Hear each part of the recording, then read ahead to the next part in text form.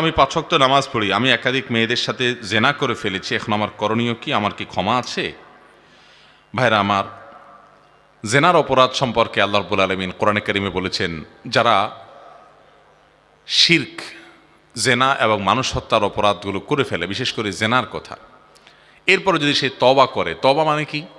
সে অন্যায় থেকে ফিরে আসছে, আর কোনোদিন ওইটার ধারে কাছে যায় নাই, সংকল্প করছে আর কোনোদিন করবে না, পাক্কা প্রতিজ্ঞা করে যদি সে ফিরে আসে, আল্লাহ রাব্বুল আলামিন তাকে ক্ষমা করেন। শুধু ক্ষমা নয়, কোনো কোনো ক্ষেত্রে শর্ত সাপেক্ষে ওই ব্যক্তির অপরাধকে মাফ তো করেনি, ওই জায়গায় সওয়াব দিয়ে আল্লাহ তাআলা পরিপূর্ণ করে দেন। আমাদের অনেক ভাই আছেন এ ব্যাপারে হেজিটেশনে ভোগেন, এ ব্যাপারে ডিপ্রেশনে ভোগেন যে আমি এত গুনাহ করছি, আল্লাহ আমাকে মাফ করবে। মনে রাখবেন, মানুষকে নিরাশ করা হলো শয়তানের বড় ধান্দা। সে আপনাকে নিরাশ করে ফেলবে। শয়তানের কাজ কি জানেন? বলবে যে আরে কোন মুখে আল্লাহর কাছে মাফ চাইবি? তো তোর কি মাপ চাওয়ার মুখ আছে? এত আকাম করছস, থাক, চালায় যা। হাসতেছেন? এটাই বাস্তবতা, এটাই বাস্তবতা। মদিনা এয়ারপোর্টে আমাকে একলে ব্যক্তি ধরছে এরকম একটা প্রশ্নের জন্য। দেখা হয়েছে হঠাৎ করে এয়ারপোর্টে, বলো যে ভাই অমুক গুনাহ করার পর আমি শুনছি যে এটা আল্লাহ মাফ করবেন না। আমি গুনাহটা ছেড়ে দিয়েছিলাম, কিন্তু পরে মদ খাইতেন উনি, বলেন যে আমি এখন আবার শুরু করছি, শুনছি যে মাফ হবে না। এটা শয়তান করে ভাই। এই জন্য আল্লাহ তাআলার কাছে ক্ষমা নাই এমন কোনো অপরাধ। আরে ভাই, শিরক করার পরও যদি কেউ তওবা করে, মাফ হবে কি হবে না? হবে। তাহলে জেনা করলে মাফ হবে না কেন? তবে হ্যাঁ, তওবাটা তওবার মতো হইতে হবে। শুধু মুখে আস্তাগফিরুল্লাহ বললে হবে না, ওই অপরাধের রাস্তা থেকে চিরকালের জন্য বেরিয়ে আসতে হবে। ওর ধারে কাছে আর যাওয়া যাবে, আল্লাহ তাআলা অবশ্যই মাফ করবেন ইনশাআল্লাহ। যাকাতের নিসাবের স্বর্ণ রূপার ভিন্ন মূল্য হওয়াতে আমরা কোনটিকে নিসাব হিসেবে ধরে নিব? যাকাত স্বর্ণ এবং রূপা দুইটার ভিন্ন ভিন্ন পরিমাণ আছে। রূপা হলে 85 গ্রাম অথবা 7.5 ভরি, স্বর্ণ হলে 85 গ্রাম অথবা 7.5 ভরি, আর রূপা হলে 52.5 তোলা কিংবা 595 গ্রাম, একই কথা। তো রূপা হলে 595 গ্রাম, স্বর্ণ হলে 85 গ্রাম। আর তোলার হিসাব করলে রূপা হলে 52.5 তোলা আর স্বর্ণ হলে 7.5 তোলা। এর সমপরিমাণ সম্পদের মালিক হলে তার উপরে যাকাত ফরজ। এখন কথা হলো, রূপা আর স্বর্ণের সাথে তো মিল নেই, টাকার বেশ কম অনেক বেশি, মূল্যের বেশ কম অনেক বেশি। তো এক্ষেত্রে উত্তর হলো, যেই কোনো একটা, এখন রূপার দাম কম, পৃথিবীতে কোনো কালে কোনো সমাজে যদি রূপার দাম বেশিও হয়ে যায়, তখন স্বর্ণেরটা হবে সর্বনিম্ন নেশাব, কথার কথা আর কি। স্বর্ণ এবং রূপা এই দুইটার যে কোনো একটা নেশাবকে টাচ করবে, স্পর্শ করবে, যাকাত ফরজ হবে। এখন ধরেন আপনার কাছে ক্যাশ টাকা আছে, তাহলে এই ক্যাশ টাকাটা স্বর্ণ বা রূপা যে কোনোটার সাথেই এটা কনভার্ট হতে পারে। অতএব আপনি যখন এটাকে রূপাতে কনভার্ট করবেন, তাতে 595 গ্রাম রূপা কিনতে 40-50 হাজার টাকা বা তার চেয়ে প্লাস মাইনাস টাকা হইলেই হয়ে যাবে। মানে এই টাকার মালিক হয়ে গেলে 1 বছর থাকলে যাকাত ফরজ হয়ে যাবে। কিন্তু স্বর্ণ যদি হিসাব করেন, তাহলে 7.5 ভরি স্বর্ণ এটা কিনতে তো অনেক কয়েক লাখ টাকা লাগবে। কথা কি বুঝাতে পারছি? এই জন্য স্বর্ণ বা রূপা যে কোনো একটাকে টাচ করলেই যাকাত ফরজ হয়ে যাবে। যার শুধু স্বর্ণ আছে, তার 7.5 ভরির আগে যাকাত নাই। কিন্তু একজনের কিছু স্বর্ণ আছে, কিছু টাকা আছে, তাহলে এই স্বর্ণটাকে টাকায় কনভার্ট করে এই টাকা সহ রূপার নেশাব টাচ করলেই যাকাত ফরজ হয়ে যাবে। শুধু স্বর্ণ থাকলে তার 7.5 ভরির নিচে যাকাত হবে না। কথা কি বুঝাতে পারছি? অতএব স্বর্ণ রূপা যে কোনো একটা স্পর্শ করলে যাকাত হবে। আমি একজন যুবক, আমি রাস্তাঘাটে চলার পথে আমার চোখ নিচু রাখতে পারি না, আমি আমাকে নিয়ন্ত্রণ করতে পারছি না। আল্লাহর শপথ, আমি এই পাপ থেকে বাঁচতে চাই। আলহামদুলিল্লাহ, এই প্রশ্নগুলো সম্প্রতি অনেক বেশি পরিমাণে পাচ্ছি। আমার খুব ভালো লাগে যে আমাদের যুবক ভাইরা হারাম থেকে বাঁচার জন্য সংকল্প করছেন। ওলামা একরামের কাউন্সেলিংয়ের মাধ্যমে আল্লাহর ভয়ে তারা আল্লাহর পথে ফিরে আসার চেষ্টা করছেন। ভাইরা, আল্লাহ তাআলা কোরআনে বলেছেন, ওয়াল্লাযীনা জাহাদু ফীনা লানাহদিয়ান্নাহুম সুবুলানা। আল্লাহ বলেছেন, যারা আমার পথে আসার চেষ্টা করবে, হারাম ছেড়ে হালালে পথে আসার চেষ্টা করবে, এই মানুষগুলোকে আল্লাহ বলেছেন লানাহদিয়ান্নাহুম সুবুলানা।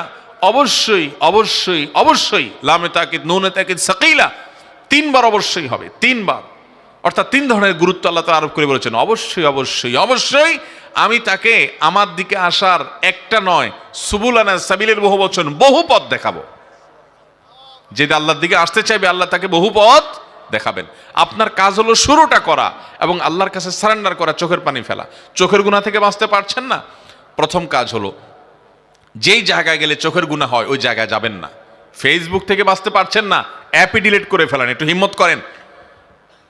অথবা যেসব পেজ আইডি থেকে বাজে জিনিস আছে এগুলো সব আনফলো করে ফেলেন। সেই সাথে যেই জায়গা গেলে, আপনি স্কুলে গেলে চোখের জেনা হয় আপনি জানেন, আপনার কলেজে গেলে আপনি জানেন, তাহলে বের হওয়ার আগে নিজেকে চ্যালেঞ্জ দেন যে আজকে যাতে কোনো চোখের গুণা না হয়, আমি চেষ্টা করব। বের হওয়ার আগে প্ল্যান করে বের হন, দেখবেন অনেকখানি বাঁচা সহজ হবে ইনশাআল্লাহ। এরপরে যদি হয়ে যায় আল্লাহর কাছে মাপ চান, পরের দিন আরো টাইট হন। এভাবে আপনি কসরত করতে করতে একটা সময় দেখবেন যে গুনাহ থেকে বাঁচা সহজ হয়েছে। নাম্বার 3, বিয়ে শাদী করার মতো সামর্থ্য থাকলে দ্রুততার সাথে বিয়ে করে ফেলান। এবং সেই সাথে 4 নম্বর, আল্লাহর কাছে খুব দোয়া করেন। ভাইরা আমার, চতুর্দিকে ফিতনার যে আয়োজন চলছে, এই ফিতনা থেকে বেঁচে থেকে নিজেকে জান্নাতের পথে ধরে রাখা অনেক কঠিন। এই জন্য আল্লাহর কাছে পানা চান, আল্লাহুম্মা ইন্নী আউযু বিকা মিনাল ফিতানি মা যাহারা মিনহা ওয়া মা বাতান। আল্লাহ প্রকাশ্য সব ধরনের ফিতনা থেকে আপনার কাছে পানা চাই। আল্লাহ আমাদের সবাইকে হেফাজত থাকার তৌফিক দান করুন। সাবেক ঈদগাহ বর্তমানে পরিত্যক্ত জায়গায়, এখানে কি খেলার মাঠ বানানো যাবে? যদি ঈদগাহ হিসাবে কেউ দান করে থাকে তাহলে ওটা ঈদগাহই থাকবে, ওইটাকে পরিবর্তন করা যাবে না। তবে ঈদগাহের মধ্যে ঈদগাহ বানানোর পাশাপাশি ঈদের নামাজ তো হবেই, পাশাপাশি যুবক ছেলেরা যদি হালাল পদ্ধতিতে শরিয়া সম্মত কোনো খেলা খেলে, সেখানে কোনো জুয়া না থাকে, সতর উন্মুক্তকরণ না থাকে, তাহলে এটা জায়েজ হতে পারে। নবী করিম সাল্লাল্লাহু আলাইহি সাল্লামের মসজিদে নববীতে ইথিওপিয়ান সাহাবীরা তারা খেলাধুলা করতে নবী সাল্লাল্লাহু আলাইহি সাল্লাম পারমিশন দিয়েছেন। অতএব ঈদগাহে যদি খেলাধুলা হয়, ধরেন কোনো ফুটবল খেলা হলো, ক্রিকেট খেলা হলো, ব্যাডমিন্টন খেলা হলো, কিন্তু সতর উন্মুক্ত হয় নাই, সেখানে হারাম কিছু নাই, মিউজিকের ব্যবহার নাই, সেখানে জুয়া নাই পারস্পরিক, জাস্ট শারীরিক কসরতের উদ্দেশ্যে তারা করলো, সামান্য বিনোদনের উদ্দেশ্যে করলো, এটা জায়েজ হতে পারে। কিন্তু ঈদগাহটাকে ঈদগাহ থেকে পরিবর্তন করে পরিপূর্ণই আপনি একেবারে একটা মাঠে পরিণত করে পেলেন, খেলার মাঠ, ওখানে ঈদের নামাজই হবে না, এটা জায়েজ হবে না। বিশেষ করে জায়গাটা যদি কেউ ঈদগাহের জন্য দান করে থাকে, এটা পরিবর্তন করার এখতিয়ার কারোর নাই। বিড়াল ক্রয় বিক্রয় করা জায়েজ আছে কিনা? বিড়াল ক্রয় বিক্রয় করা সম্পর্কে একটা হাদিস আবু দাউদ, তিরমিজি, নাসাই সহ বিভিন্ন কিতাবে বর্ণিত হয়েছে। হাদিসের ভাষ্য হলো, কুকুর এবং বিড়াল এগুলো কেনাবেচা করা যাবে না, এগুলোর কেনাবেচা করলে তার যে বিক্রয় মূল্য সেটা খাওয়া যাবে না, এই মর্মে একটা হাদিস পাওয়া যায়। কিন্তু এই হাদিসকে মুহাদ্দিসিন ওলামা ইকরামের অনেকেই এর সনদকে দুর্বল সূত্রে বর্ণিত বলেছেন, যার কারণে এটার উপরে ভিত্তি করে বিড়াল কেনাবেচা করাকে নাজায়েজ বলেন না জমহুর ওলামা ইকরাম। বেশিরভাগ ওলামা ইকরামের মত হলো বিড়াল কেনাবেচা করা যাবে। যে হাদিসে নিষেধাজ্ঞা আছে সেটি বিশুদ্ধতার মানদণ্ডে উত্তীর্ণ নয়, প্রথম কথা। দ্বিতীয় কথা হলো এর অনেক পয়সা খরচ হয়, এমনকি যে কুকুরগুলো পাওয়া যায় অনেক সময় পাহারাদারের জন্য, শখের বশে পালন করা তো জায়েজ না ওইভাবে, কিন্তু পাহারাদারের জন্য প্রশিক্ষিত কুকুর পাওয়া যায়, তো এগুলোকে প্রশিক্ষণের জন্য, তারপরে উন্নত জাতের, তাদেরকে খাবার ইত্যাদি কারণে অনেক পয়সা খরচ হয়, এগুলো কেনাবেচা করা জায়েজ হবে ইনশাআল্লাহ। আমি পর্নোগ্রাফিতে আসক্ত, মাঝে মধ্যে নামাজ পড়ি, এই পর্নোগ্রাফি থেকে বাঁচার উপায় কি? যে প্রশ্নগুলো আমাদের কাছে সবচেয়ে বেশি আসে, 4-5টা প্রশ্ন আছে, সব জায়গায় আসে প্রায়, এর মধ্যে এইটা একটা প্রশ্ন যে আমাদের যুবক ভাইয়েরা পর্নোগ্রাফির আসক্তি থেকে, মাস্টারবেশন থেকে বাঁচতে চাচ্ছেন এবং পর্নোগ্রাফি থেকে বাঁচতে চাচ্ছেন, গোপন গুনাহে আক্রান্ত। দেখুন, এই গুনাহ থেকে বাঁচার জন্য সবচেয়ে কার্যকর উপায় হলো বিবাহ শাদী। আল্লাহ তাআলা যদি উপযুক্ত করেন এবং উপার্জনের কোনো মাধ্যম তাকে বিবাহ শাদীর দিকে চলে যান, এটা হলো সবচেয়ে কার্যকর উপায়। উপার্জন নাই, উপার্জন শুরু করে দেন, কামাই রোজগার শুরু করে দেন, কোনো কাজকে ছোট মনে করবেন না, যে কোনো হালাল উপার্জন শুরু করবেন। আমি সব জায়গায় বলি যুবক ভাইদেরকে, কখনো কোনো কাজকে ছোট মনে করবেন, যে কোনো হালাল উপার্জনের জন্য কাজ শুরু করে দেন, আল্লাহ তাআলা বারাকা দিবেন। আপনি শুরু করেন, আপনার কাজ শুরু করা একদিকে হয় না, আরেক জায়গায় ছাড়েন, নিরাশ হবেন না। 10 জায়গায় মাইর খাইছেন, 11তম জায়গায় শুরু করেন, ইমানদার নিরাশ হবে না, আরো সাবধান হন, আরো সতর্ক হন, শুরু করেন। অতএব আমরা কাজ করব, বেকার থাকবো না। বেকার বসে বসে শুধু বলবেন হুজুর বাবা মাকে বুঝান, একটু ওয়াজ করেন যাতে তাড়াতাড়ি বিয়ে দিয়ে দেয়, এটা কেমন কথা ভাই? বাবা মারে তো আমি বলবোই, কিন্তু আপনারটা আপনি করেন, উপার্জন শুরু করেন। আর বাবা মাকেও বলি যে সন্তানদেরকে তাড়াতাড়ি বিয়ে দেন, কারণ নানামুখী ফিতনায় তারা আক্রান্ত। সিনিয়র যারা আছেন, বয়স্ক মুরব্বী যারা আছেন, 50-60 বছর বয়স, আপনারা জানেন না দুনিয়া কোথায়, আপনারা জানেন না আপনার ছেলে মেয়েদের সামনে কত ফিতনা। আপনাদের আমলে ফেসবুক, ইউটিউব এত ছিল না। আমি সব জায়গায় বলি, আমাদের মুরব্বীরা যারা বাপ চাচার বয়সী আছেন, খবর নিয়ে দেখেন, এরা সবাই 20 বছরের কমে বিয়ে করছে, কারণ তাদের বাপেরা অল্প বয়সে বিয়ে করে দিচ্ছে। এখন ছেলেকে বলে পায়ের উপরে দাঁড়াও, পায়ের উপরে দাঁড়াও, 30 পার করে দেয়, ছেলেদের বিয়ে দেয় না। আরে বাবা, আপনাকে এত আগে বিয়ে করতে বলছে কি? আপনি আরো পরে করলেও চলতো, আপনার আমলে এত ফিতনা ছিল না। এখন যুবকদের সামনে বহুমুখী ফিতনা আছে। অতএব এই গোপন গুনাহ থেকে বাঁচার জন্য বিয়ের কোনো বিকল্প নাই। এক নাম্বার 2, যথাসম্ভব যে ডিভাইস, যে জায়গা থেকে হারাম জিনিস আসে ওইটা থেকে আপনি একেবারে বিচ্ছিন্ন হয়ে যান। আপনি কথার কথা স্মার্টফোনের কারণে এই ডিভাইসে এই অপরাধে আপনি আসক্ত, আপনি স্মার্টফোনটা 6 মাসের জন্য ত্যাগ করেন। এটা একটা ফর্মুলা, 6 মাসের জন্য। 6 মাসের জন্য এই ডিভাইসটা বিক্রি করে দেন, কাউকে দিয়ে দেন। একটা বাটনওয়ালা ফোন নেন যেটাতে নেট ফেট কিছু আসবে না, বিডিটিডি চলবে না। আপনি এভাবে যদি 6 মাস নিজেকে নিয়ন্ত্রণ করতে পারবেন, ইনশাআল্লাহ এই অভ্যাস আপনার দূর হয়ে যাবে একসাথে। 6 মাসে একটা কোর্স নেন, একটু হিম্মত তো করতে হবে। রোগ হবে, ওষুধটাও খাইতে চাইবেন না কষ্ট করে, তাহলে ভালো হবে কোত্থেকে? অন্তত ওষুধটা খান, ওষুধ আমি দিলাম। 6 মাস এই স্মার্টফোন থেকে দূরে থাকেন, দেখবেন ঠিক হয়ে গেছে। বলবেন হুজুর স্মার্টফোন ছাড়া তা বাঁচবো না। ঠেলা পড়লে সবই বাঁচে। পুলিশে ধরে যদি কয়টা মাইট দিয়া লকারে ঢুকায় দেয়, লকআপে ঢুকায় দেয়, তখন পারবেন না? সবই পারবেন। এই জন্য হিম্মত করতে হবে যে আমি স্মার্টফোন ব্যবহার করব না 6টা মাসের জন্য। এর সাথে আল্লাহ তাআলার কাছে ইস্তেগফার এবং দোয়া করবেন, নির্জনতা পরিহার করবেন, কারণ এগুলো নির্জনতা অনেক বেশি হয়। আল্লাহ তাআলা আমাদেরকে বাঁচার তৌফিক দান করুন। কসরের নামাজ নিয়ে প্রায় বিড়ম্বনায় পড়তে হয়, অনুগ্রহ করে এরপরে বিস্তারিত বলবেন। কসরের নামাজ নিয়ে আসলেই অনেক ভাইরা বেশ বিপাকে পড়ে, অনেক বোনরাও বিপাকে পড়ে। কোথায় কসর পড়ব? বিশেষ করে আজকালকার যুগে মানুষের কয়েকটা করে ঠিকানা, ঢাকায় থাকে চাকরির সুবাদে, গ্রামে তার নিজের বাড়ি, আবার দেখা যায় বাচ্চা কাচ্চার পড়ালেখার কারণে তাদেরকে চট্টগ্রামে রাখছে। এরকম কয়েকটা ঠিকানা হয় কি হয় না? কোথায় পুরো নামাজ পড়বে আর কোথায় কসর করবে? মহিলাদের জন্য একটা বড় ঝামেলার জায়গা যে বাপের বাড়ি তো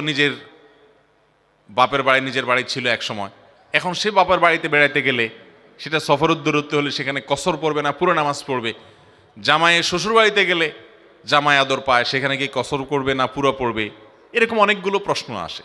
এই সব প্রশ্নের একটা মৌলিক উত্তর দিয়ে রাখি, সেটা হলো মানুষের 2 ধরনের বাড়ি আছে। কয় ধরনের বাড়ি আছে? 2 ধরনের ঠিকানা হয় মানুষের। একটাকে বলা হয় ওয়াতনে আসলি, আর একটাকে বলা হয় ওয়াতনে একামা। ওয়াতনে আসলি মানে হলো মূল ঠিকানা, মূল বাড়ি। ধরেন কুমিল্লার দেবিদ্বারের এই গ্রামে ছোট শালঘরে আপনার বাড়ি, বাপদাদার ভিটা, এখানে আপনার ঘর বাড়ি আছে, এটা হলো আপনার মূল বাড়ি। আপনি পাসপোর্টে স্থায়ী ঠিকানা এটা লেখেন, এনআইডিতে আপনি এটা লেখেন, সব জায়গায় এটা লেখেন, এবং এটা আপনার স্থায়ী ঠিকানা। সোজা কথা, ঘুরে ফিরে আপনি এখানেই আসবেন। আর আপনি ঢাকা শহরে চাকরির সুবাদে আছেন বা ব্যবসার সুবাদে আছেন, আপনি সেখানে একটা ফ্ল্যাট বাড়ি ভাড়া নিয়ে আছেন, কিংবা সেখানে ফ্ল্যাট একটা আপনি কিনছেনই, বাট ওখানে আপনি থাকেন, কিন্তু আপনার মূল ঠিকানা এখনো এখানেই, আপনার এখানে গর্বিটা আছে, সব আছে। তাহলে 2 রকমের ঠিকানা হলো, একটা মূল ঠিকানা আর একটা হলো বসবাসের ঠিকানা, যে ওখানে বসবাস করতেছেন। এই 2 জায়গাতে ফুল নামাজ পড়বেন। মূল ঠিকানাতেও ফুল নামাজ পড়বেন, বসবাসের ঠিকানাতেও ফুল নামাজ পড়বেন। একজন সৌদি আরবে থাকেন, কাতারে থাকেন, দুবাইতে থাকেন, পৃথিবীর কোনো দেশে থাকেন, চাকরি সুবাদে গেছেন, সেখানে কাজ করেন, তো সেখানে আপনার একটা থাকার রুম আছে, কক্ষ আছে, আপনি সেখানে আসেন, সেটা আপনার বসবাসের ঠিকানা, ওয়াতনে একামা। ওখানে আপনি পুরো নামাজ পড়বেন, কারণ সেখানে আপনি মুসাফির না, আপনি সেখানে বসবাস করতেছেন রীতিমতো এখন। আবার যখন দেশে আসবেন, নিজের বাড়িতে, গ্রামে ছুটিতে আসছেন, তারপরও আপনি সেখানে পুরো নামাজ পড়বেন আপনার গ্রামে আসলে, কারণ এটা আপনার মূল ঠিকানা। কারণ মানুষের মূল ঠিকানা, বসবাসের ঠিকানা, এই 2 জায়গায় কি করতে হয়? পুরো নামাজ পড়তে হয়। বসবাসের ঠিকানাও না, মূল ঠিকানাও না, এরকম যদি হয় সেখানে কসর আপনি পড়বেন, যদি সফরের দূরত্ব হয়। এখন অনেকের আছে 2টা 3টা করে ঠিকানা। যেমন বললাম, ঢাকায় চাকরি করেন, সেজন্য আপনি মেসে থাকেন, ওইটা আপনার একটা ঠিকানা, সেখানে দীর্ঘদিন আপনি বসবাসই করতেছেন রীতিমতো। তাহলে সেখানে আপনি বসবাস করেন, যেহেতু আপনার একটা রুম আছে ভাড়া নেওয়া, আপনি সেটা মাসে মাসে ভাড়া দেন, থাকেন, তার কোনো থাকার জায়গা আছে, ওখানে পুরো নামাজ পড়বেন। আবার গ্রামের বাড়িতে আপনার মূল ঠিকানা, সেখানে আপনি পুরো নামাজ পড়বেন। আবার আপনার স্ত্রী, সন্তান, পরিবার চট্টগ্রামে থাকে, আপনি তাদের কাছে বেড়াতে যান, কিন্তু আপনার ফ্যামিলি সেখানে থাকে, তারা পড়াশোনার জন্য হয়তো থাকে, কথার কথা, বা অন্য কোনো কাজে থাকে, তারা ওখানে বসবাস করে রীতিমতো নিয়মিত, তাহলে সেখানে আপনি পুরো নামাজ পড়বেন। একটা মানুষের মূল ঠিকানা বা বসবাসের ঠিকানা একাধিক বসবাসের ঠিকানা হতে পারে, সে এখানে কিছুদিন বসবাস করে, ওখানে একদিন বসবাস করে, এই সব জায়গায় পুরো নামাজ সে পড়বে। কথাকে বুঝাতে পারছি? তাহলে মূল ঠিকানা, বসবাসের ঠিকানা। বসবাসের ঠিকানা মানে আপনি কোথাও চাকরি সুবাদে গেছেন, সেখানে ভাড়া নিছেন একটা রুম, একটা ফ্ল্যাট, আপনি সেখানে থাকেন সব সময়, এটা বসবাসের ঠিকানা, এখানে পুরো নামাজ হবে। আর মূল ঠিকানা যে, সেখানে পুরো নামাজ হবে। মূল ঠিকানা যদি পরিবর্তন হয়, অনেকে গ্রাম থেকে ঢাকা শহর গিয়া জমি কিনে, বাড়ি করে, ফ্ল্যাট করে, ওইটাকে স্থায়ী ঠিকানা হিসাবে কাগজে কলমে পেপারে, আপনার পাসপোর্টে, এনআইডিতে সব কিছুতে দিয়ে দেন। গ্রামে তার আসলে তেমন কিছু আর নাই, বাপদাদার ভিটা আছে, ভাগযোগ হয়ে গেছে, সে তার অংশ বিক্রি করে নিয়ে গেছে কিংবা দিয়ে দিছে, তার কোনো এখানে থাকার ব্যবস্থা নাই। এটা কিন্তু তার মূল ঠিকানা আর থাকে না, কারণ মূল ঠিকানা পরিবর্তন হয়ে গেছে, সে এখানে আর সন্তান ছেলে মেয়ে নেই, কখনো ব্যাক করবে এরকম কোনো চিন্তা ভাবনাও তার মাথায় আর নাই। তাহলে মূল ঠিকানা এটা আর থাকলো না, বিশেষ করে যখন ভাগযোগ হয়ে যায় তখন শেষ, এখানে সে আসলে এখন মুসাফির থাকবে। আর মহিলারা বিয়ের পর স্বামীর বাড়ি, স্বামীর সাথে বসবাস করছেন, ওইটাই তার মূল ঠিকানা। এখন বাবার বাড়িতে তিনি গেস্ট, বাবার বাড়িতে তিনি কি মেহমান। এই জন্য মহিলারা বাবার বাড়ি যদি সফরের দূরত্বে হয় আর 2-4 দিনের জন্য মেহমান হিসেবে বেড়াতে যায়, তিনি সেখানে কসরের নামাজ পড়বেন। যদি এমন হয় কোনো মহিলার বাবার বাড়িতে তার থাকার ঠিকানা আছে, তার থাকার কক্ষ আছে এবং তার রুম আছে, এমনকি অনেকে আছে ঘর জামায় থাকে, বাচ্চাকে যেন সেখানে থাকে, তাহলে তিনি সেখানকার বসত বাড়ি, এটাও তার একটা ঠিকানা, সেই হিসাবে তিনি পুরো নামাজ পড়বেন। বাকি বাংলাদেশে 99% মহিলাদের এরকম না, বরং বাবার বাড়িতে তিনি ভাইদের মেহমান হয়ে, মা বাবার কাছে মেহমান হয়ে যান। এ অবস্থায় তিনি সেখানে কসরের নামাজ পড়বেন, পুরো নামাজ পড়বেন না। কথা কি বুঝাতে পারছি? আর অনেক প্রশ্ন থাকতে পারে, আমি মৌলিক শুধু চিত্রটা তুলে ধরার চেষ্টা করলাম। অলিদের কারামত সম্পর্কে ইসলাম কি বলে? কারামাতুল আউলিয়া এ হাক্কুন, আল্লাহ তাআলার নেককার বান্দা, আল্লাহ তাআলার খাঁটি বান্দা, তাদের কারামত অলৌকিকত্ব, এটা আহলুস সুন্নাহ জামায়াতের বিশ্বাস অনুযায়ী সত্য। আহলুস সুন্নাহ ওয়াল জামায়াত এর আকীদা হলো, আল্লাহর কোনো নেককার বান্দা তিনি যদি নিজেকে ইমানদার দাবি করেন এবং নেকামল করেন, ভালো কাজ করেন, হক হালালি চলাফেরা করেন, এই লোকটার মাধ্যমে যদি কোনো আশ্চর্যজনক কিছু ঘটে, এটা হতে পারে সত্য, এটা মিথ্যা নয় বা শয়তানের দ্বারা এটা হয় নাই, এটা আল্লাহ তাআলা তার সম্মান বৃদ্ধি করেছেন, আল্লাহই ঘটিয়েছেন, এটা তার কন্ট্রোল না যে তিনি ঘটাইছেন, কিন্তু আল্লাহ তাকে সম্মানিত করেছেন, তার মাধ্যমে অলৌকিক কিছু ঘটছে। আরেকটা হলো মুআজিজা, এটা হলো নবী এবং রাসূলের যারা দাবি করেন তাদের মাধ্যমে আল্লাহ অলৌকিক কিছু ঘটাইলে, আশ্চর্যজনক কিছু ঘটাইলে সেটা হলো মুআজিজা। আর আল্লাহর নেককার বান্দার দ্বারা এরকম কিছু হতে পারে, এটা কিন্তু আল্লাহর নেককার বান্দাদের হাতে না যে তারা চাইলেই কারামতি করতে পারে, এটা কে ঘটান? আল্লাহ ঘটান। অনেক সময় কারামতের নাম দিয়া মুখরোচক গল্প, ঠুনকো গল্প, সব বানায়া বানায়া গল্প বলা হয়, তো এটা গুনাহের কথা। বাকি এমনিতে আল্লাহ তাআলা নেককার বান্দাদের দ্বারা অলৌকিক কিছু হওয়াটা অস্বাভাবিক নয়। বর্তমানে আমরা বেশিরভাগ যুবক মোবাইলের আসক্তির মধ্যে জড়িত, এর থেকে বাঁচার উপায় কি? ভাইরা আমার, মোবাইল ফোন বর্তমান যুগে বহু সম্ভাবনার দুয়ার যেরকম খুলেছে, অনেক ধ্বংসের দুয়ারও এই মোবাইল ফোনের কারণে আমাদের জন্য খুলেছে। যারা মোবাইল ফোনকে কন্ট্রোল করতে পারেন না, এই মোবাইল আপনি ব্যবহার করছেন না, মোবাইলে আপনাকে ব্যবহার করছে, আপনি ডাইরেক্ট হয়ে গেছেন। অনেকে ডাইরেক্ট হয়ে গেছি না আমরা? ডাইরেক্ট হওয়া বুঝেন? মনে করেন মোবাইলটা হাতে আছে, স্ক্রল করতেছেন করতেছেন করতেছেন, যাচ্ছেন, মনে হয় যে কিছু হারায় গেছে, ঘন্টাকে ঘন্টা, ঘন্টায় ঘন্টা আপনি স্ক্রল করতে নিচের দিকে যাচ্ছেন, কি হাতাইতেছেন নিজেও জানেন না।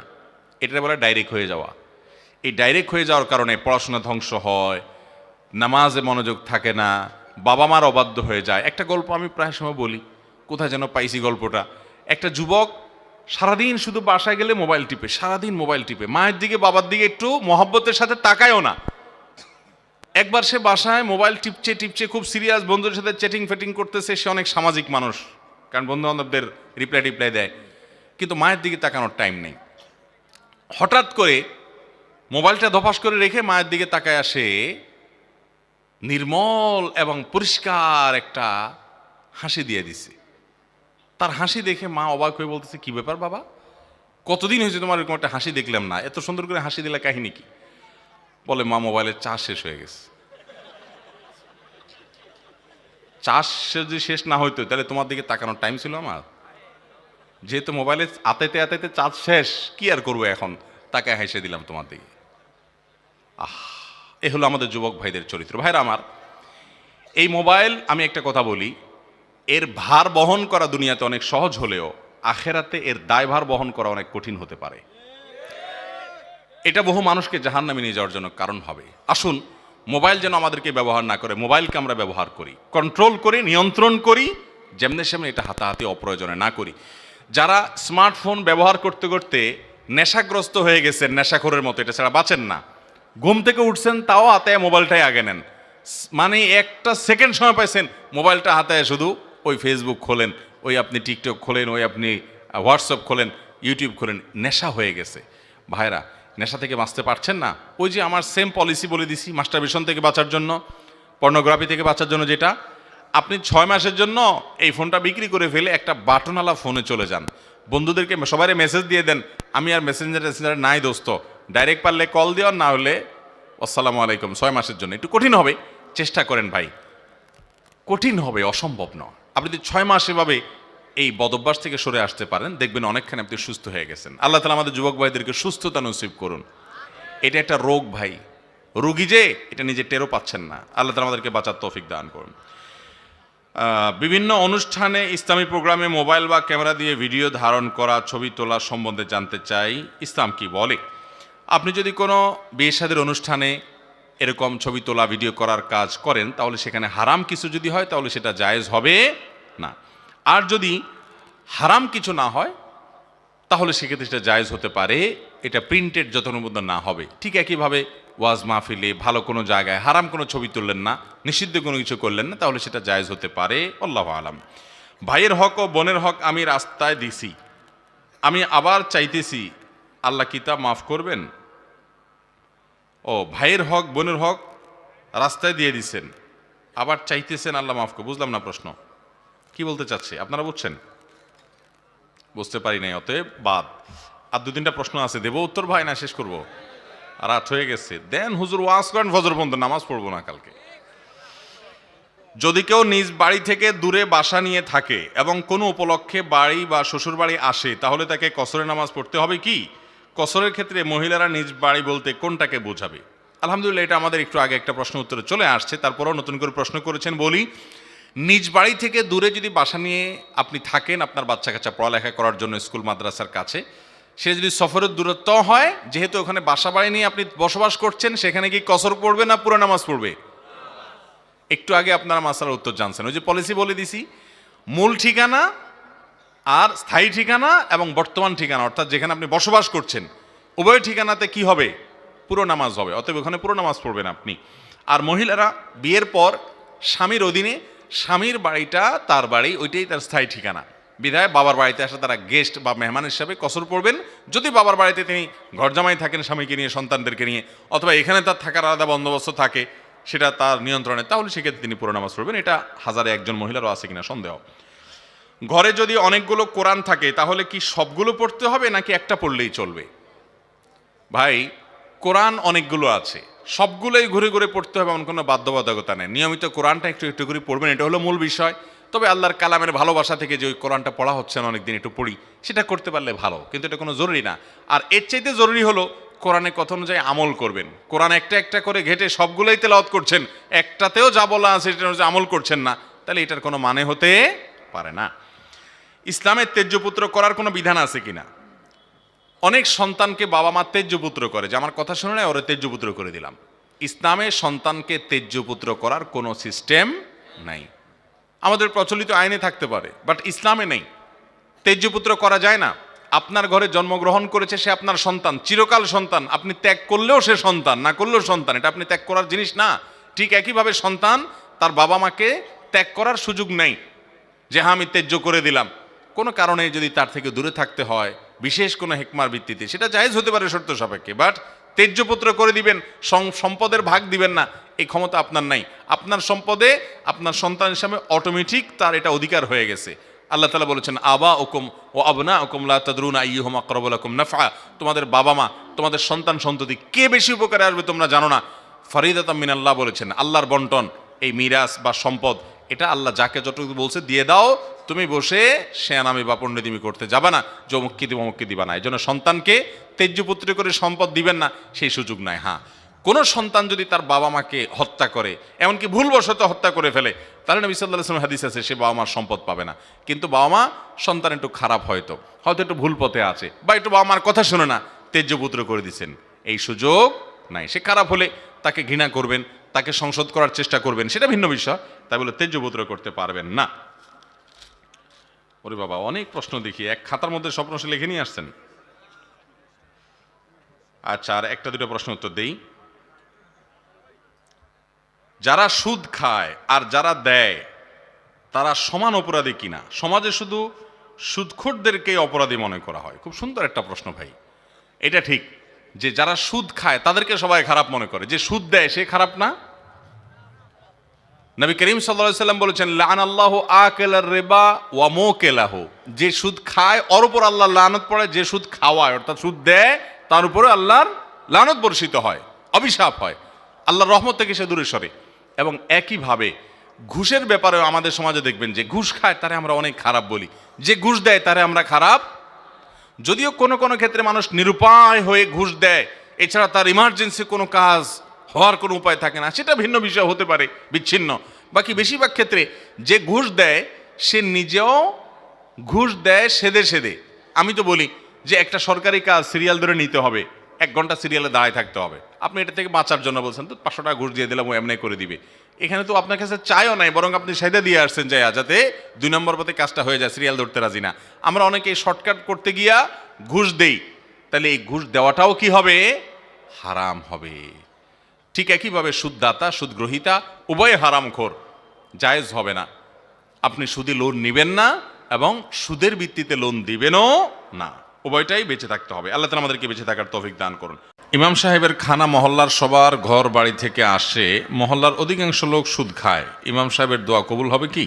ভাই, ইমাম সাহেব ওয়াজ করেন হারাম ঘরের দোয়া কবুল হয় না, এবার ইমাম সাহেবই ধরে বসলেন আপনারা যে সেই যদি হারাম খায় তার দোয়া কবুল হবে কিনা। দরকারি প্রশ্ন ভাই। আহা, ইমাম সাহেব বা উলামায়ে কেরাম এর কর্তব্য হলো তারা মানুষকে হারাম থেকে বিরত থাকার নির্দেশ শুধু দিবে তা নয়, তারা হারামকে সর্বতভাবে বর্জন করবেন। এবং সেজন্য মসজিদের বিভিন্ন বাসাবাড়ি থেকে যদি খাবার আসে, ইমাম সাহেব তিনি যথাসম্ভব জানার চেষ্টা করবেন তাদের উপার্জন কি, এবং হারাম হলে সেই খানা বর্জন করবেন বিনয়ের সাথে, কৌশলে, যেভাবে পারেন। আর তার চাইতে আগের কর্তব্য মসজিদ কর্তৃপক্ষের যে তাদের ইমাম সাহেবের দোয়াটা অন্তত কবুল হোক। সবই যদি হারামখোর হইয়া দোয়া টোয়া কবুলের রাস্তা সব বন্ধ হয়ে যায়, একটা লোকরে দিয়ে একটু দোয়া করাবেন বা তার কাছে দোয়া চাইবেন, এই দোয়া চাওয়ার রাস্তাটাও যদি শেষ হয়ে যায়, তাহলে যাবেন কোন দিকে? অন্তত ইমাম সাহেবকে অন্তত পাপমুক্ত, হারাম খাবার মুক্ত রাখেন। সেজন্য কর্তৃপক্ষের উচিত হালাল খোর দেখে দেখে তাদের বাসায় খানা দেওয়া, হারাম খোরদের বাসায় ইমাম সাহেবের খানা না দেওয়া। মুশকিল হলো হালাল খোরের চাইতে এখন হারাম খোরের সংখ্যা অনেক। আবার হালাল খোরদের টিফিন বাটিতে এত ভালো কিছু হুজুরে দিতে পারে না বেচারারা। হুজুরও অনেক সময় হারাম খোরের টিফিন বাটির আইটেম দেখে খুশি থাকে অনেক সময়। আল্লাহ তাআলা আমাদের সবাইকে হেদায়েতের তৌফিক নসিব করুন। আমার ওয়াজ মাহফিল এর দাওয়াত যারা দেন আমাকে, আমি একটা ফরম দেই, আমার অফিস থেকে একটা ফরম দেওয়া হয়, আসুন্নাহ ফাউন্ডেশন থেকে একটা ফরম দেওয়া হয়। সেই ফরমে 12-13টা শর্ত দেওয়া আছে যে আমাদের মাহফিল নিতে হলে এই শর্তগুলো পূরণ করে সেখানে স্বাক্ষর দিয়ে সভাপতি সেক্রেটারি আবেদন করতে হবে।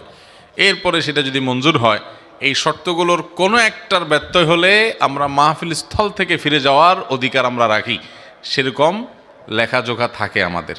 কারণ কন্ট্যাক্ট ছাড়া আজকাল কোথায় যায় কোন ধরা খায়, আবার এই জন্য আমরা কন্ট্যাক্ট করে যাই। কন্ট্যাক্ট মানে আবার পয়সা বুঝেন না আপনারা, তো পয়সা ছাড়া আজকাল কিছু, কন্ট্যাক্ট শুনলে মনে করেন পয়সা।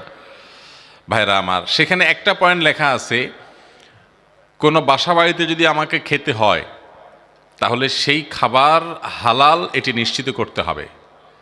আমরা বিভিন্ন সময় আমাদের অফিস থেকে ফোন দেওয়া হয়, আমি অনেক সময় ব্যক্তিগতভাবে ফোন দেই যে ভাই কোথায় খাবো, কার বাড়িতে খাবো, তার উপার্জন কি। চেষ্টা করি, আমিও যে একেবারে বাঁচতে পারি তা না, চেষ্টা করি আমরা।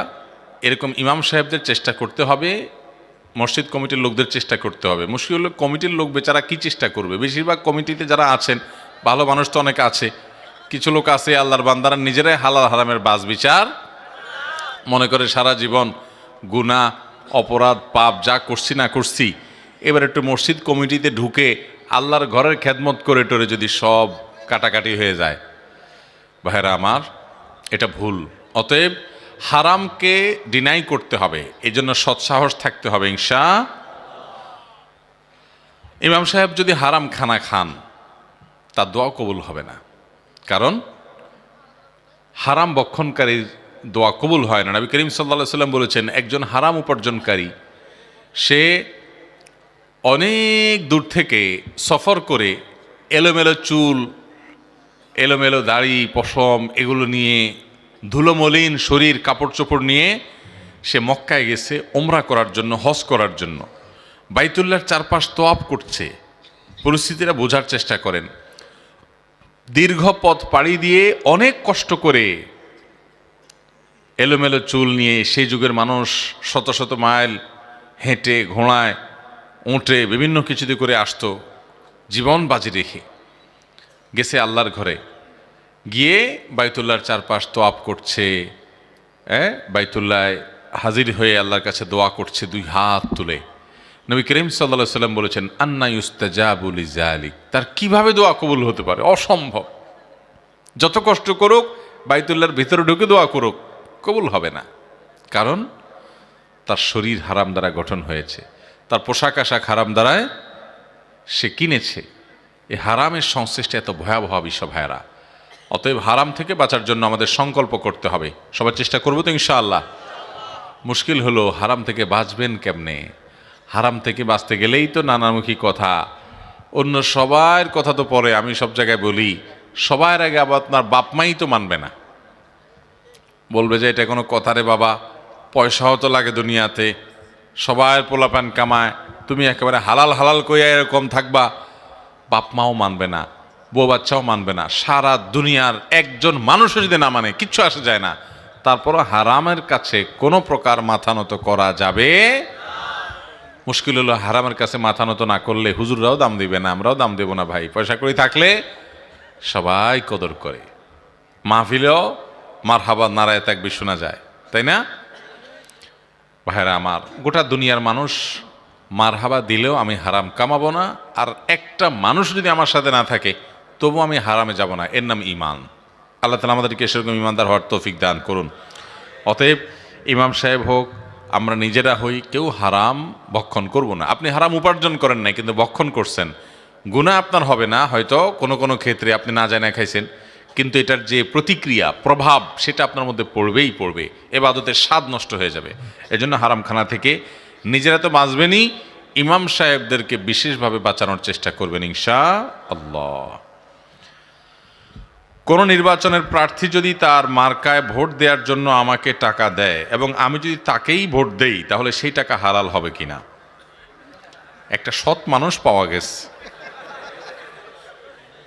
যে প্রার্থীর কাছ থেকে টাকা নিয়ে ইমানদারি রক্ষা করছে, ভোটটা তারে দিছে, বেঈমানি করে নাই।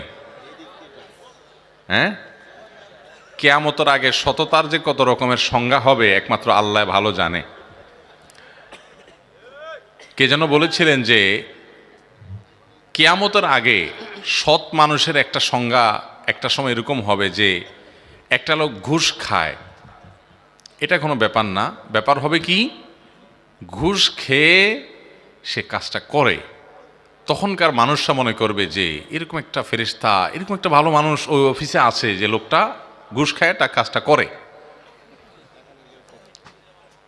সততার সংজ্ঞা পাল্টাতে পাল্টাতে মানুষ নিজে নামতে নামতে কোথায় গিয়ে থামছে দেখছেন? আল্লাহু আকবার।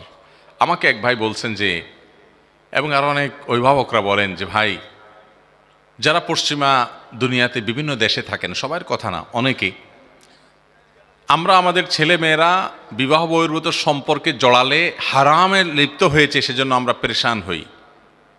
সচেতন অভিভাবকরা উপযুক্ত হওয়ার সঙ্গে সঙ্গে ছেলে মেয়েকে বিয়ে দেওয়ার জন্য চেষ্টা করেন, সদিচ্ছা থাকে, কারণ তাদেরকে গুনাহ থেকে বাঁচাতে হবে।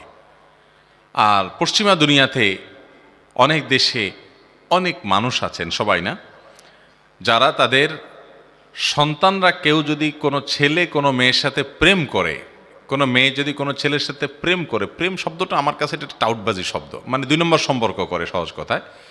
এই কামটা যদি করে তো বাপমা নাকি কোনো বাপমা নাকি শুকর আদায় করে আল্লাহর কাছে আলহামদুলিল্লাহ বলে, এবং অন্যদেরকে বলে যে আমার ছেলেটা একটা মেয়ের সাথে রিলেশন করছে, খুশি হয় সে।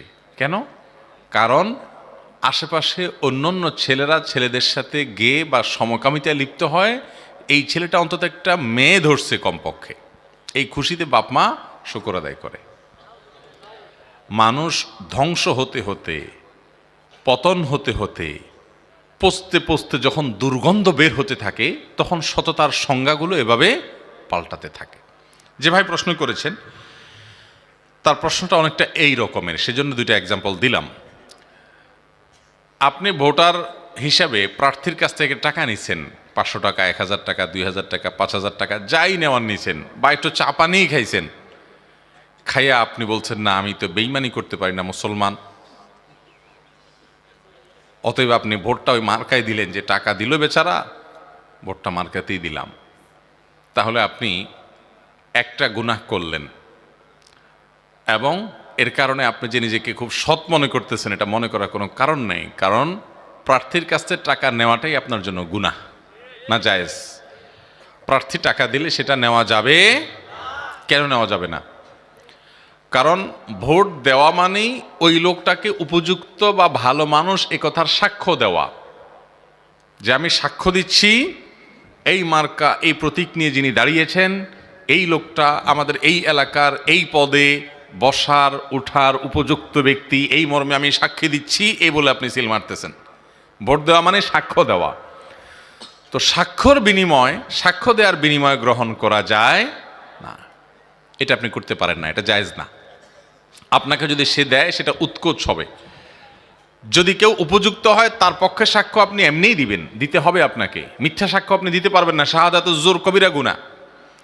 তাহলে তার পক্ষে যদি আপনার এমনি অবস্থান নিতে হয়, যদি সে উপযুক্ত হয়, তাহলে সেক্ষেত্রে আপনি সেখানে টাকা নেবেন কেন? এটা জায়েজ নেই। আর যদি সে উপযুক্ত না হয়, তাহলে টাকা নিয়ে তাকে দিলেন আপনি ঈমান রক্ষা করতে গিয়া, অথচ সে উপযুক্ত না, তাহলে অজাগায় সাক্ষ্য দিয়া মিথ্যা সাক্ষ্য দিলেন আপনি, যেটা কবিরা গুনাহ, শাহাদাতুজ জুর। যে উপযুক্ত না, আপনি ভোট দিয়ে বলেন হ্যাঁ এ উপযুক্ত, তাহলে আপনি মিথ্যা কথা বললেন, মিথ্যা সাক্ষ্য দিলেন, এই ব্যক্তিকে সার্টিফিকেট দিলেন, এর কারণে গুনাহ হবে। ভাইরা আমার, ইমানদারের প্রত্যেকটা জিনিসের হিসাব হবে, প্রতিটা জিনিস হয় নাই কামলে পাল্লা উঠবে, আর না হলে বদামলের পাল্লায় উঠবে। এখন মুশকিল হলো, আজকাল ভোটাররা টাকা চাওয়া লাগে না, প্রার্থীরা বাড়িতে বাড়িতে গিয়ে দিয়ে আসে। ওইটা না নিলে বরং আবার ফেসাদ আছে, ঠিক না? পরে আধবোর জায়গায় নাও থাকতে পারে, যে টাকা দিতে গেলাম নিল না কেন, তাইলে এটা মনে আমার দলের না, এটা মনে ওই মার্কা ভোট দিবে। এরকম প্রার্থীরা মনে করে কি করে না? প্রার্থীদেরকে সুন্দর করে বুঝাই দিবেন, প্রার্থী ভাই আমি মুসলমান হিসাবে জেনেছি এটা জায়েজ নেই, হালাল না, সেজন্য আমি এটা নেব না, ভোট আমি চোখ বন্ধ করে উপযোগী দিব, আপনি কোনো টেনশন করবেন না। যদি দেখেন যে না, মাইদ্যুর খাওয়ার ভয় আছে, হাত পা হারানোর ভয় আছে, দিনকাল যা, তাতে যদি ভয় হয়, তাহলে নিজের জান বাঁচানোর জন্য হলে টাকাটা নিতে পারেন, যে টাকা না নিলে আমার বিপদ আছে, কিন্তু এটা খাবেন না, গরিব দুঃখীকে দান করে দিবেন সওয়াবের নিয়ত ছাড়া। কথা কি বুঝাতে পারছি? আল্লাহ তাআলা আমাদেরকে হক হালালি এবং সততার পথে চলার তৌফিক দান করুন। আমি একজন দিনমজুর, আমি যা উপার্জন করি তা দিয়ে হালাল খেতে চাই, কিন্তু পরিবার বলে অন্য চাকরি করতে, যাতে হারাম উপার্জন করতে হয়। আমি এখন কি করব? ভাইরা আমার, এই ভাইয়ের মতো অনেক ভাইদের প্রশ্ন আছে, এবং পরিবারের পক্ষ থেকে প্রেশার আছে, যে পরিবারের লোকরা চায়, দেখেছি আমাদের বাপ চাচার বয়সী মুরব্বী, ওনারা আরও বেশি দেখছেন। সেটা কি? সমাজে একটা সৎ মানুষের মূল্য হতো এক সময়। একজন স্কুলের মাস্টার, তাকে দেখে পুরো এলাকার মানুষ রাস্তার পাশে দাঁড়িয়ে সালাম করত, শ্রদ্ধা করত, জানে যে লোকটা সৎ এবং ভালো মানুষ। চোর ডাকাত পয়সাওয়ালা হলেও সামনে হয়তো ভয়ে কিছু বলতো না, প্রতিটা মানুষ ঘৃণা করত। এখন অন্যায়কে ঘৃণা করার মানসিকতাও সমাজ থেকে লোপ হয়ে গেছে। এখন সৎ মানুষকে দেখলে কেউ জিজ্ঞাসা পর্যন্ত করে না, কিন্তু তাই বলে কি আমরা সততা ছেড়ে দিব? ভাইরা আমার, আমি সবসময় বলার চেষ্টা করি, বিশেষ করে আমাদের তরুণ ভাইদেরকে, যুবক ভাইদেরকে, এই সমাজের বেশিরভাগ মানুষ চুরি ডাকাতি, 2 নম্বরে ছেঁচড়ামি, দুর্নীতি, এগুলোর আশ্রয় নিয়ে আঙ্গুল ফেলে কলা গাছ হয়। প্রায় সবাই চান্স পাইলে সবাই চেষ্টা করে যে 2 টাকা থেকে 10 টাকা কিভাবে করব, 2 নম্বর পথে হলেও সে চেষ্টা করে। আপনি ব্যতিক্রম হওয়ার চেষ্টা করেন, যে না আমি এটা করব না, আমি হালাল উপার্জন করে যদি অনেক টাকা পয়সা হয় আলহামদুলিল্লাহ দান দক্ষিণা করতে পারবো, আর যদি সেটা না হয়, হারাম আমার 1 পয়সারও দরকার নেই, হালাল বহু টাকা দরকার আছে, আমি সেটাকে না করব। এটাতে সমস্যা হবে কি? আগে ভাগে বলে দেই, সমস্যা হবে বাপ মাও খুশি হবে না, বউটাও হয়তো খুশি হবে না, ছেলে মেয়েরা হয়তো খুশি হবে না। তাদেরকে খুশি করার জন্য প্রথম কাজ হলো তাদেরকে দিন বোঝাবেন, দিন যে গোটা দেশটা আমি কিনে ফেললাম এক সময়, হয়ে গেল অনেক টাকা পয়সা, তো নিয়ে যেতে পারবো কিছু? নিয়ে যাওয়ার সুযোগ আছে কোনো? কাফনের যে কাপড়, এই কাফনের কাপড়ে কোনো পকেট আছে? তার মানে কিছু নিয়ে যাওয়ারও সুযোগ নাই। তো কার জন্য করব? আমি 2 নম্বর পথে টাকা কামাই করে রেখে যাব, ছেলে মেয়ে নাতিপুতিরা ভাবচক্র নিয়ে চলাফেরা করবে, আর ফেরেশতা মুগুর মারবে আমাকে। এর চাইতে বেকুব এবং নির্বোধ আল্লাহর জমিনে আরেকটা হতে পারে? পারে না। এজন্য ভাইরা আমার, সৎ টাকা হালাল উপার্জন করব, হারামকে না করব। বাবা মা বুঝে না, তাদেরকে বুঝাবো যে বাবা কতকাল বেঁচে থাকবা, অমুকের ছেলে কামাই করছে, কিভাবে করছে আমি জানি না, যদি হারাম উপার্জন করে থাকে তো ওই টাকা আমার দরকার নাই বাবা, আমরা গরিব থাকবো, অনেক সুখে থাকবো, মানসিক শান্তিতে থাকবো। আমি এটা কথা প্রায় বলি, আজকে এক মাহফিলে বলে আসছি যে ভাইরা আমার, যারা অবৈধ পথে উপার্জন করে 2 নম্বর টাকা দিয়ে বড় লোক হয়, আপনারা আমরা দেখতে বাহির থেকে মনে করে যে অনেক সুখে আছে, তাই না? বিশ্বাস করুন, দুঃখের সাগরে তারা হাবুডুবু খেতে থাকে। দুঃখটা কিসের? দুঃখটা হলো মাহফিলে হুজুর বলে যে অমুক হাজী সাহেব 50,000 টাকা দিছেন, বলেন নারায়ে তাকবীর, শ্রোতারা বলে আল্লাহু আকবার, বলেন মারহাবা, সবাই বলে মারহাবা। ওই বেচারা, সে তো জানে সে কোত্থেকে টাকা কামাই করছে। সে যে টিন চুরি, গম চুরি, সে যে দুর্নীতি, সে যে 2 নাম্বারি, সে যে মানুষের হক মেরে মানুষের রক্ত চুষে কামাই করছে, দিন শেষে সে তো জানে।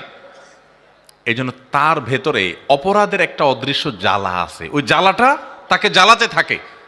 সে জানে যে মানুষ আমাকে অনেক বাহবা দিচ্ছে, দিন শেষে আমি যে চোর, আমি যে দুর্নীতিবাজ, আমি যে রক্ত চোষা, আমি যে হারামখোর, এটা তো আমি জানি। মনে রাখবেন, আপনি যে কোনো অপরাধ করার পর অপরাধের একটা জ্বালা আছে, অপরাধের একটা, কেউ টের পায় নাই, কেউ জানে নাই, কিন্তু আপনি তো জানেন।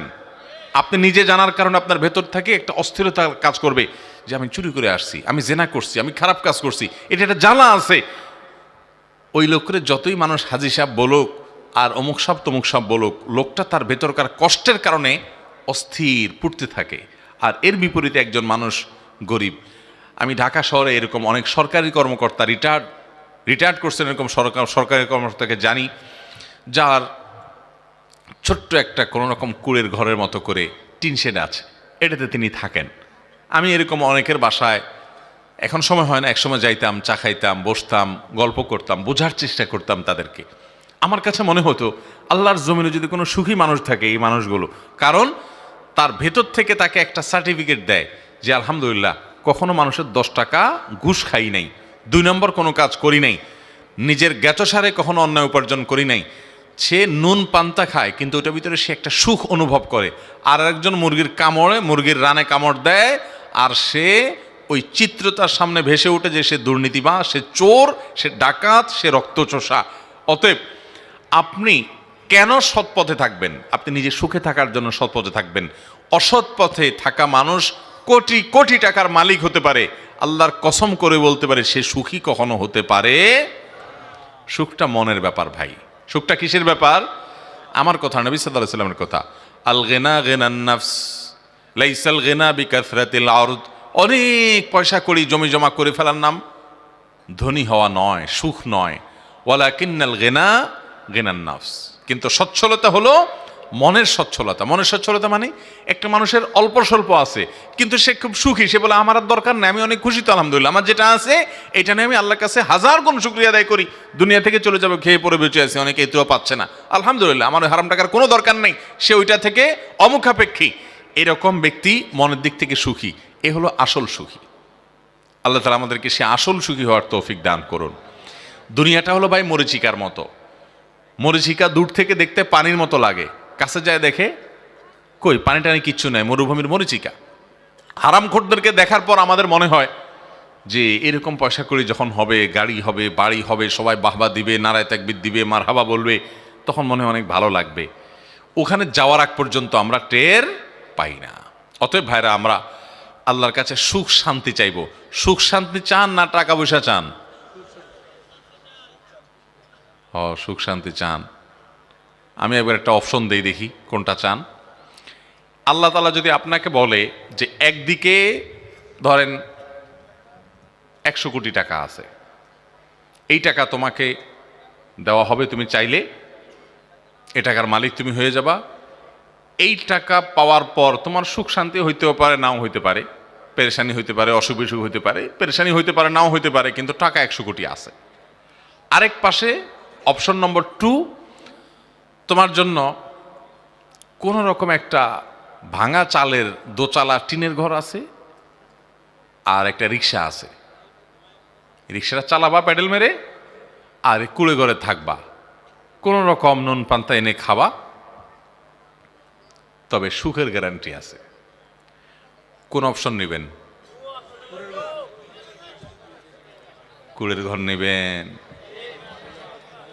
সত্যি সত্যি যদি আল্লাহ তাআলা অপশন দেন, তখন বোঝা যাবে যে কোনটার দিকে চোখ টানে। আহা ভাইরা আমার, ভালো করে শুনেন। আপনি ধরে ফেলছেন পলিসিটা, এই জন্য কুড়ের ঘর বলতেছেন, চালাকি করলে তো হবে না। আল্লাহর কাছে দোয়া করতে কি চান? সুখ চান না পয়সা চান? সুখ চান। সব তো ফেরেশতা, এখানে আর ওয়াজ করার দরকার কি? তাহলে এত ফেরেশতা থাকলে এখানে ওয়াজ করার দরকার আছে আর কোনো? এ তো সব আল্লাহওয়ালা মানুষেরা, এরা পয়সা করে কিছু চায় না। সুবহানাল্লাহ। ভাই, আমরা আল্লাহর কাছে সাধারণত কি চাই বলেন তো? অনেক যুবক আমাদের কাছে প্রশ্ন দেয়, হুজুর একটা মেয়েকে আমার খুব ভালো লাগে, মনে হয় অনেক, তারে পাইলে সুখী হব, তো আল্লাহর কাছে ওই মেয়েকে যেন আমি স্ত্রী হিসাবে পাই, এটা দোয়া করা যাবে কিনা? এটা অনেক ছেলে প্রশ্ন করে। আমি বলি, ভাই, এই মেয়েকে পাইলে তুমি সুখ পাবা, এই গ্যারান্টি তোমার কে দিল? তোমার মনে বলতেছে যে এই মেয়েরে পাইলে আমি অনেক সুখে পেয়ে যাব। এই মেয়েটা পাওয়ার পর তোমার জীবনটা জীবন্ত জাহান্নাম হয়ে যাবে না, এইটা তোমাকে নিশ্চিত করলো কে? হতে পারে কি পারে না?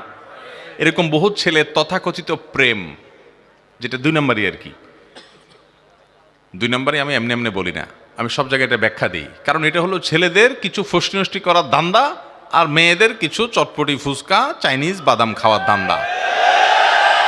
নাম দিছেন প্রেম। সবাই না, কিছু মুখলিস আছে, এখলাসের সাথে এই হারাম কাম করে। এখলাসের সাথে করে মানে আবার হুজুররা করে, এটা চিন্তা করেন না। এখলাসের সাথে করে মানে হলো, ও হয়তো বাদাম ফুচকা খাওয়ার ধান্দা নাই, ওর হয়তো অন্য কোনো ধান্দা আছে, সেজন্য সে হয়তো করে। কিন্তু বেশিরভাগই বা সাধারণত এই দেখেন, এই তথাকথিত অবৈধ যে সম্পর্কগুলো হয় বিবাহ বিরোধী, এগুলো বিয়ে পর্যন্ত কয়টা টিকে বলেন তো? আমি সব জায়গায় বলি, সম্পর্ক করে অন্য মেয়েদের সাথে, 2টা 3টা 4টার সাথে। এদিকে হুজুরদের আজকে আইসা কানে কানে চা পানি খাওয়ায় বলে, হুজুর একটা মহিলা মাদ্রাসার পর্দানসীন মেয়ে দেখেন আমার জন্য। মেয়েরা তো বুঝে না, ধরা খায় এই বদমাইশের কাছে। এর পাম্পট্টিমূলক কথাবার্তা শুনে, চোখের পানি দেখে, ভালোবাসা, হান তান, প্রেম প্রীতি, এই সমস্ত 2 নম্বরের কথাবার্তা শুনে বেচারি গলে যায়, তার সব বরবাদ করে ফেলায়। ওই প্রতারকের প্রতারণা ধরতে পারে না। ভাইরা আমার, তো যেটা বলছিলাম যে আমরা অনেক সময় মনে করি যে অমুকরে পাইলে আমি সুখী হয়ে যাব। আচ্ছা, যতজনে এই বিবাহ বহির্ভূত প্রেম, প্রেম শব্দ বলতে আমার খারাপ লাগে, কারণ প্রেম তো হবে স্বামী স্ত্রীর মধ্যে, 2 নম্বর জায়গায় কিসের প্রেম আবার? এই 2 নম্বর সম্পর্ক যারা করে, এরা সবাই তো মনে করে যে অমুকরে পাইলে আমার জীবন জান্নাত হয়ে যাবে। এগুলো বিয়ে করার পর সবগুলোর জীবন খুব সুখী হয়ে যায়? চুলাচুলি হয় না, বরং বেশিরভাগ হয়। এই 2 নম্বর সম্পর্ক বেশিরভাগ ওইদিকে যায়, কারণ আল্লাহ তাআলা হারামে আরাম রাখেন না। এর বিপরীতে আমি দেখাই, বৈবাহিক সম্পর্কের মাধ্যমে যে সম্পর্কগুলো গড়ে ওঠে, এখানে অশান্তি হয়, কিন্তু এখানে তুলনামূলক কম হয়। তুলনামূলক এখানে প্রতারণা কম হয়, সামাজিক একটা বন্ধন আছে, ফ্যামিলিগত একটা কমিটমেন্ট আছে। এটা এরকম হয় না ভাইরা আমার। ঠিক একইভাবে আল্লাহ তাআলার কাছে আমরা সুখ চাইবো নাকি টাকা চাইবো? একটা কথা আমি সবসময় বলি, আপনি সুখ তো চাইবেন, কিন্তু আল্লাহর কাছে বলেন, আল্লাহ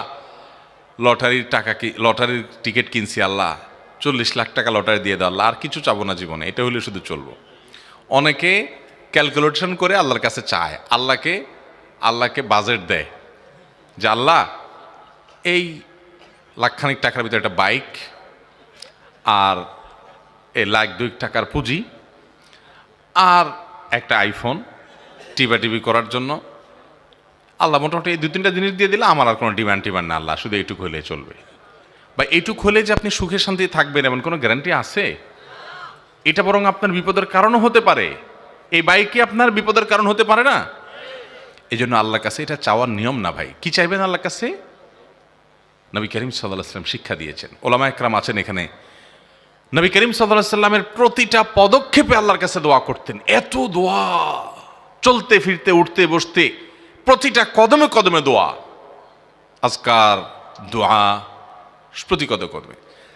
আমি অন্তত পাই নাই কোথাও, ওলামা একরাম পাইলে বলেন নবী করিম সাল্লাল্লাহু আলাইহি ওয়াসাল্লাম কোনো দোয়ায় আল্লাহর কাছে এরকম কোনো দোয়া করছেন আমি দেখি নাই যে আল্লাহ আল্লাহুম্মা ইন্নী আসআলুকা আমওয়ালান কাসীরা, আল্লাহ আপনার কাছে অনেক পয়সা কড়ি চাই, এরকম একটা দোয়া আমি আজ পর্যন্ত পাইনি। আপনারা পাইছেন?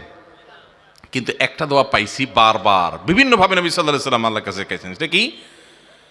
তিনি আল্লাহর কাছে দোয়া করেছেন, এই দোয়াটা বিভিন্নভাবে করেছেন। আল্লাহুম্মা ইন্নী আসআলুকাল আফিয়াহ ফিদ দুনিয়া ওয়াল আখিরাহ, আল্লাহ দুনিয়াতে আপনার কাছে আমি শান্তি চাই, আখিরাতে শান্তি চাই। আমি যাকে মনে করছি এর সাথে আমার শান্তি হবে, এটা না হয় অন্য কোনো জায়গা হতে পারে, যেখানে শান্তি হবে ওখানে আল্লাহ আপনি আমাকে নিয়ে যান। আল্লাহ, কাউকে আপনি কুড়ের ঘর দিয়ে শান্তির মধ্যে তাকে রাখতে পারেন, আরেকজনকে অনেক পয়সা করে দিয়ে শান্তির ধারে কাছেও রাখবেন না, এমনও হতে পারে। এই জন্য ভাইয়ের আমার, আল্লাহর কাছে কি চাইবো আমরা? ইনশাআল্লাহ শান্তি চাইবো। যে ভাই প্রশ্ন করেছেন তাকে বলবো, বাবা মা পরিবারের লোকেরা আপনাকে বাধ্য করে হারামে যাইতে, তাদেরকে বুঝান, চোখের পানি ফেলেন, কোন ওলামা একরামকে দিয়ে কাউন্সিলিং করেন যে হারাম কি হালাল কি, হারামে শান্তি নাই, হালালে শান্তি আছে, তাদেরকে বুঝান যে শান্তিটা দিন শেষে দরকার, আমি হারামে যাব না, আমি ওই প্রতিযোগিতা করব না যে তার আরেকজনের ছেলে লাখ লাখ টাকা কোটি কোটি টাকা বানায়, আমি কম্পিটিশনে যাব না, আমি সততার কম্পিটিশনে থাকবো। লাখ লাখ টাকা বানানো কুলি চামারেও পারে, আরে এটা তো হাজার হাজার ছেলে মেয়েরাই করে, সৎ সবাই থাকতে পারে না, আমি সৎ থাকবো ইনশাআল্লাহ। তো আমাদেরকে সৎ থাকার তৌফিক দান করুন। রাস্তার পাশে সরকারি গাছ থেকে ফল খাওয়া জায়েজ আছে কিনা? দরকারি প্রশ্ন ভাই, হাসবেন কেন? রাস্তার ধারে যে সমস্ত ফল গাছ থাকে, এই ফল গাছগুলো যদি বিশেষ কোনো ব্যক্তি মালিকানাধীন ফল না হয়, সরকারি গাছ আর সরকারি রাস্তা সরকারি গাছ অনেক সময় ফল হয়, বা অনেক সময় ব্যক্তি মালিকানাধীন হলেও সেটাকে অনেক সময় রাস্তার ধারে এভাবে ওপেন রেখে দেওয়া হয়, এটার ফল এগুলোকে হেফাজত করার জন্য, সেভ করার জন্য, নিরাপদ করার জন্য কোনো আয়োজন থাকে না, ওপেন থাকে।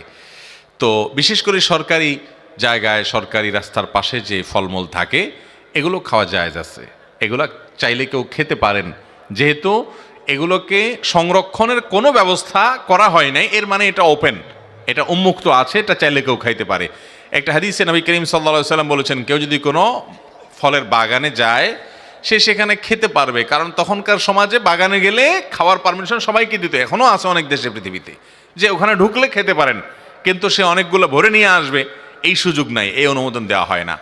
অতএব রাস্তার ধারে এরকম কোনো ফল আছে, এটা সিস্টেমই বলে দিচ্ছে যে এটা কেউ খেলে মালিক কর্তৃপক্ষের কোনো আপত্তির ব্যাপার নাই, অতএব কেউ চাইলে সেখান থেকে খেতে পারবে। এমনকি আমাদের আশেপাশে দেখা যায় অনেক আম গাছ থেকে আম পড়ে, তাল গাছ থেকে তাল পড়ে, অনেক ফল ঝরে পড়ে, এগুলো নেওয়া যাবে কিনা? উত্তর হলো, মালিক পক্ষের যদি অনুমতি থাকে, সে অনুমতিটা বোঝা যায় বিভিন্নভাবে। যেমন কথার কথা, এটাকে হেফাজত করার মতো কোনো ব্যবস্থা নেই, অনেকে কাঁটা দিয়ে রাখে, অনেকে বেড়া দিয়ে রাখে, অনেকে জাল দিয়ে রাখে, এগুলো দেখলে তো বোঝাই যাচ্ছে যে উনি আপনাকে এটা নিতে দিচ্ছে না, তখন ওটা খাওয়া জায়েজ হবে।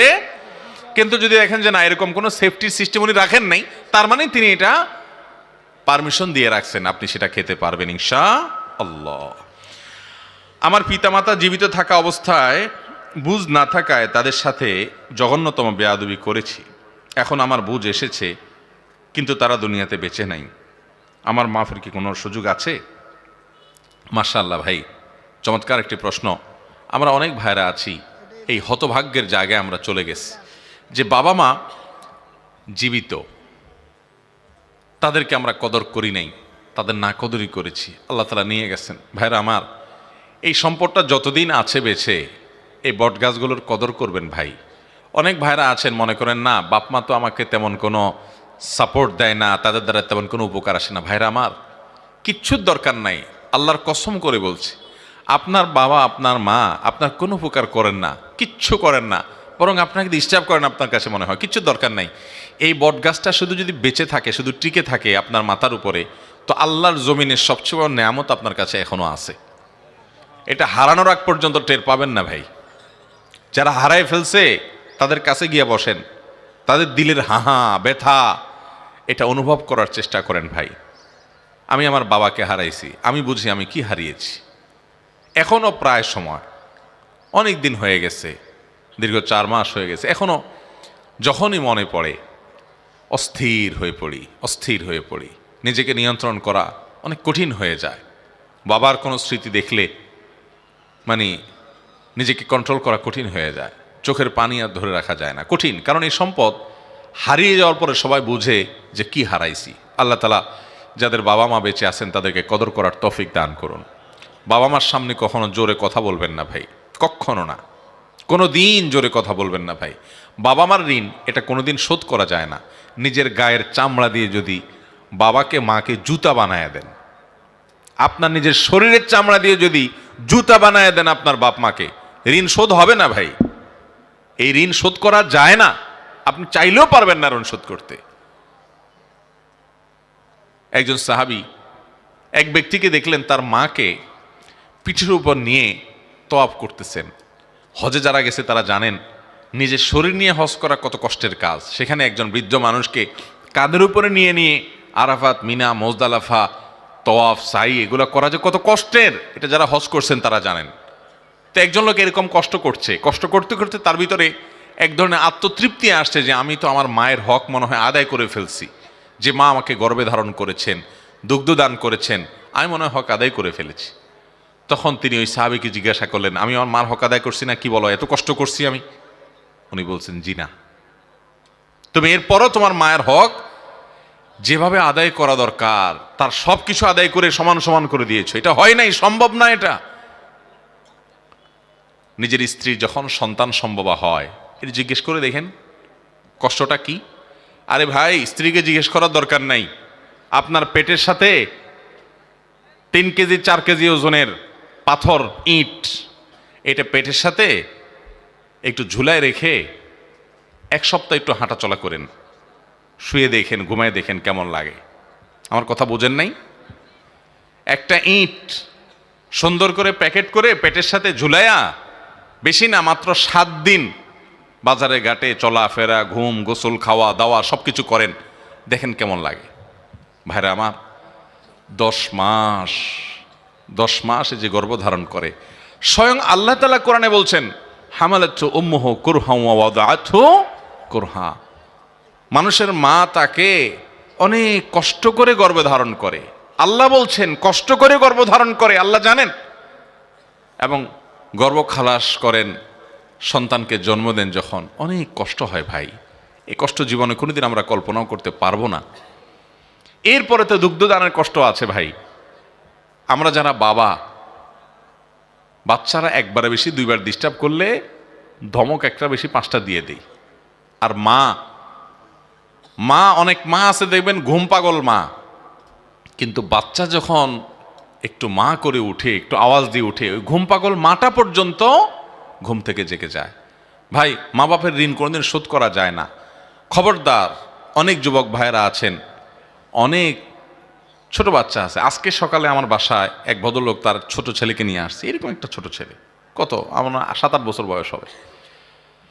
যিনি নিয়ে আসছেন তিনি বাচ্চাটার নানা হন। নানা তার নাতিকে নিয়ে এসে আমাকে বলতেছে, ওকে একটু নসিহত করেন, ওর জন্য একটু দোয়া করে দেন, কারণ ওর মার সাথে বেয়াদবি করে। তো আমি চিন্তা করলাম, সমাজ কোথায় চলে যাচ্ছে, একটা 8 বছরের বাচ্চা মার সাথে বেয়াদবি করছে। ভাইরা আমার, এই একটা জায়গায়, নো কম্প্রোমাইজের জায়গায় চলে যাবেন।